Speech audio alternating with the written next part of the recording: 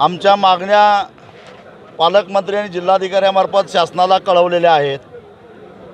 त्यातल्या प्रमुख मागण्या म्हणजे आंबा कलमाला 5,000 किंवा हेक्टरी 5 लाख रुपये आणि काजूला हेक्टरी 3 लाख रुपये नुकसान भरपाई आणि विम्याची मुदत 30 मेपर्यंत।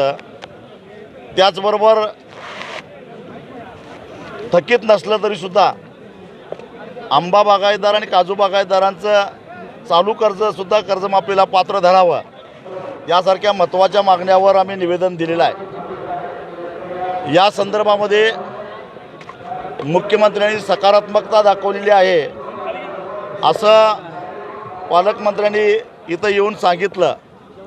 त्यामुळं शासनाला निर्णय घेत असताना थोडा वेळ द्यावा आणि सध्या विधिमंडळाचं अधिवेशन चालू असल्यामुळं धोरणात्मक महत्त्वाचा निर्णय सभागृहावर घेता येत नाही।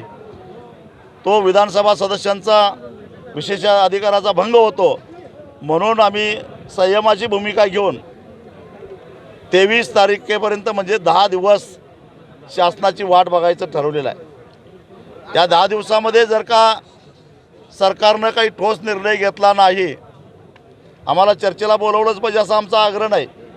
आम्ही सरकारच्या निर्णयाकडे वाट बघू आणि ज्या आमच्या मागण्या आहेत त्या सकारात्मक घेऊन त्याबद्दल निर्णय घेतला तर प्रश्न नाही, अन्यथा 23 मार्चला सकाळी 10 वाजल्यापासून मुंबई गोवा राष्ट्रीय महामार्ग बेमुदत आम्ही रोखून धरणार असा इशारा सरकारला दिलेला आहे। निकृष्ट दर्जाची कीटकनाशकं आणि औषधं शेतकऱ्यांच्या माथ्यावर मारलेले आहेत।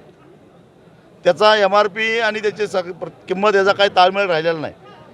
त्याचीसुद्धा माहिती सगळी शेती खात्यानं घ्यावं आणि संबंधित बोगस कंपन्यांच्यावर कारवाई करावी, अन्यथा शेवटी कायदा हातात घेऊन आम्हाला त्याचा बंदोबस्त करावा लागेल असा इशारा आम्ही दिलेला आहे।